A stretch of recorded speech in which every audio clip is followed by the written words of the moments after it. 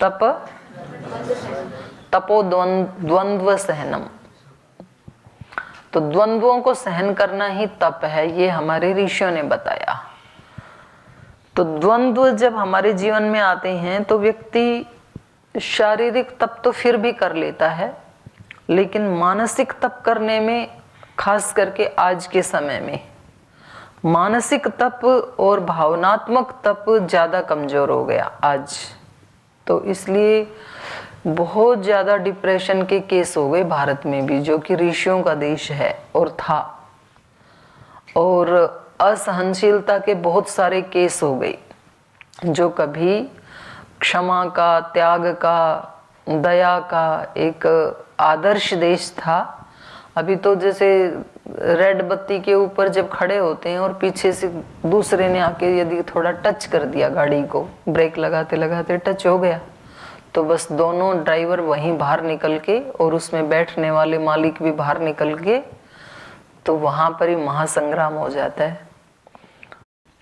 अगले व्यक्ति के पास पिस्टल था, बाहर निकल के गोली चला दी, खत्म। तो अब वहां पर इतना बल नहीं था, मानसिक और इमोशनल पावर इतनी नहीं थी कि ये गाड़ी मेरा स्वरूप नहीं है।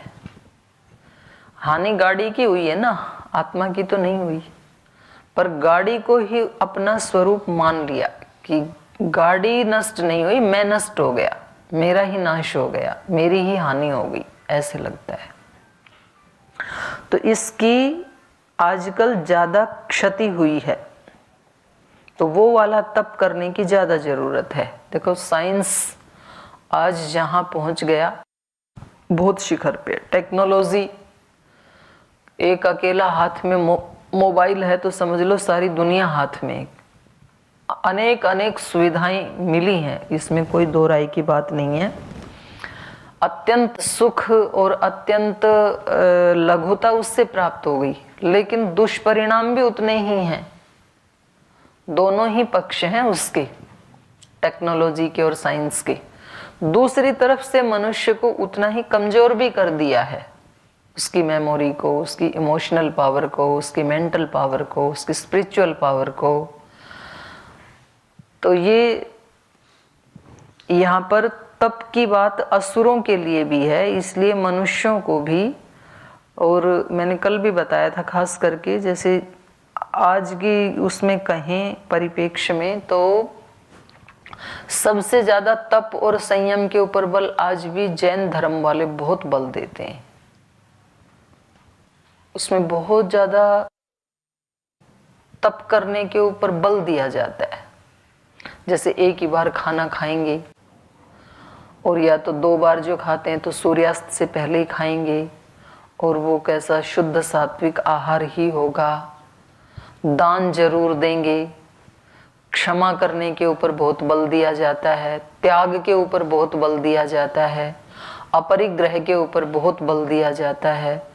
ये सारी चीजें वैदिक धर्म में भी हैं, पर वैदिक धर्म में इसका पालन अपेक्षाकृत कम हो गया, क्योंकि जो वैदिक धर्म के जो नेता हैं, जो उसको आगे चलाने वाले हैं, तो उनके जीवन में ही कहीं ना कहीं तप का ह्रास हुआ है। तो फिर वो अपने अनुयायियों को भी नहीं करवा पाते हैं। खुद नहीं करेगा व्यक्ति, खुद यदि खाने पीने में संयमी नहीं है तो फिर अपने शिष्यों को कैसे रोक पाएगा।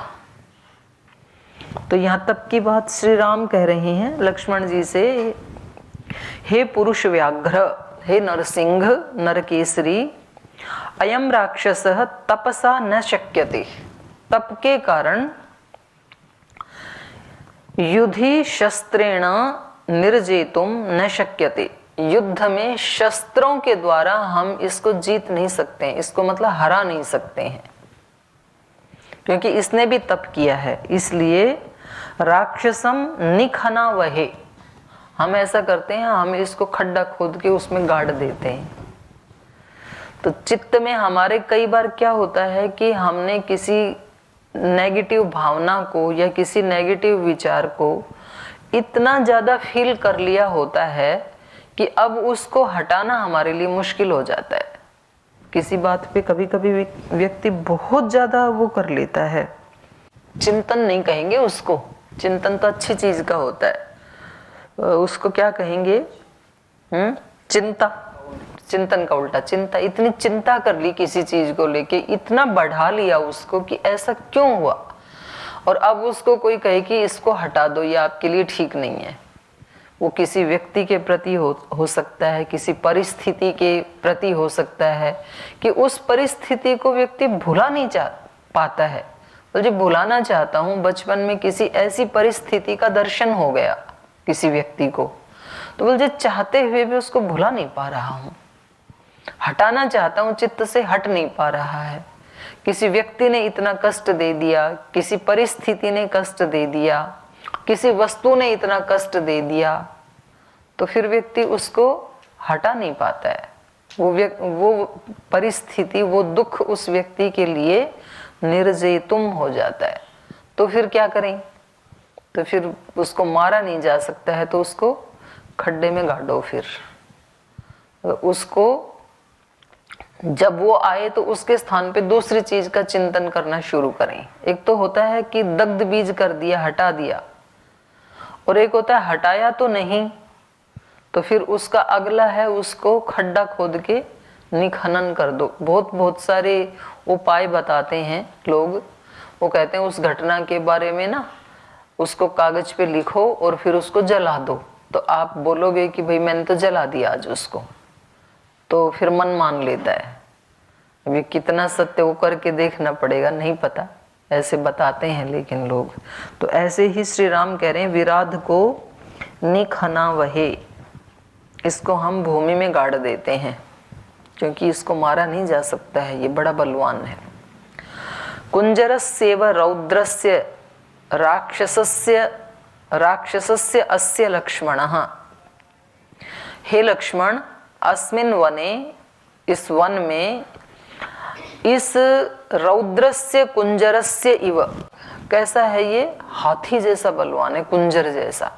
राक्षसस्य इव रौद्रस्य राक्षसस्य अस्य, इस रौद्र भयानक, इस भयानक राक्षस का इस वन में सुमहच्छ्वभ्रम खन्यताम रौद्र कर्मणा, ये रौद्र कर्म करने वाला, रुद्र कर्म करने वाला, भयानक कर्म करने वाला, ये जो भयानक राक्षस है जो कि हाथी के समान विशाल काय है, इसका अस्मिन वने, इस वन में, सुमहच्छ्वभ्रम खन्यताम, कोई बड़ा खड्डा खोदो इसके लिए, इसको मारा नहीं जा सकता है।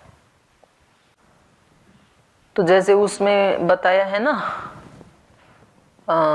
सांख्य दर्शन में अंत में लास्ट सूत्र में, यद्वा तद्वा तदुच्छितिर पुरुषार्थ, पुरुषार्थ से तो शुरू हुआ शास्त्र, अथ त्रिविध दुख अत्यंत निवृत्ति अत्यंत पुरुषार्थ, फिर उसका खूब विस्तार से ऋषि ने बताया, और लास्ट में फिर उस पुरुषार्थ का निचोड़ बता दिया, सारांश बता दिया। भाई जो हमने बताया इन उपायों से या तो आप पुरुषार्थ करके 3 प्रकार के दुखों को हटा दो, या तो यद्वा तद्वा, तद्वा माने इससे अतिरिक्त यदि आपके पास कोई ऑप्शन है तो उससे हटा दो। लेकिन परम पुरुषार्थ जीवन का यही है कि अपने 3 प्रकार के दुखों को हटा दीजिए। और 3 प्रकार के दुखों में भी आधि भौतिक आधि दैविक तो मुश्किल से 1 या 2% ही होते हैं। 99% या 98% दुख तो आध्यात्मिक ही होते हैं। हमारे जीवन में कोरोना कितनी बार आया?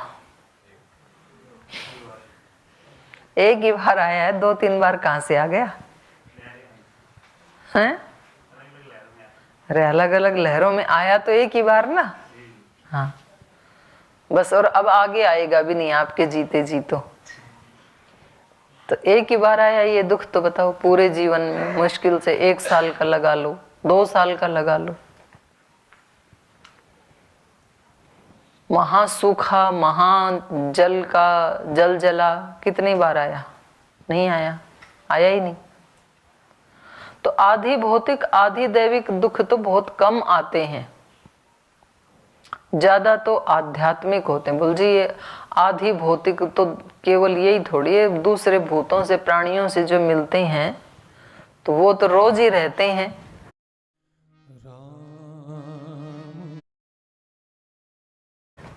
दूसरों से तो मिलते हैं, व्यक्ति यही तो मानता है कि मेरा तो वास्तव में कोई दुख ही नहीं है, बस ये एक व्यक्ति है मेरे जीवन में ऐसा जो परेशान करता है, ये यदि हट जाए तो कोई दुख है ही नहीं। ये दुख वास्तव में आदि भौतिक नहीं है, जिसको हम ये सोचते हैं ना इस प्राणी से मिल रहा है या किसी मनुष्य से मिल रहा है, ये दुख आध्यात्मिक दुख है। क्योंकि हम उसको किस कैटेगरी में लेते हैं ये भी तो हमारे ऊपर ही है ना। हम अपने ही दुख का, आध्यात्मिक दुख का ब्लेम दूसरे पे कर देते हैं, इसलिए वो कभी भी खत्म नहीं होता है फिर, क्योंकि प्रयास ही नहीं करेंगे कि इसमें मेरा भी कुछ रोल है। नहीं करेंगे तो वो नष्ट भी नहीं होगा। इसलिए व्यक्तियों के स्थान चेंज हो जाते हैं, व्यक्ति भी चेंज हो जाते हैं, पर आप देखेंगे ना तो किसी एक दुख का स्वरूप वो का वो बना हुआ है। आप घर में थे तब कोई और व्यक्ति था और स्थान भी और था, पर दुख इसी प्रकार का था। फिर जब संस्था में आ गए तो स्थान चेंज हो गया, व्यक्ति भी चेंज हो गया, पर दुख उसी प्रकार का है। तो आप बोलेंगे वहां वो दुख देता था, यहाँ ये दुख देता है, पता नहीं मेरे साथ ही ऐसा क्यों होता है, ऐसे लगता है। तो दिक्कत यहाँ या वहां नहीं है, दिक्कत इधर है, इसको ठीक करना पड़ेगा।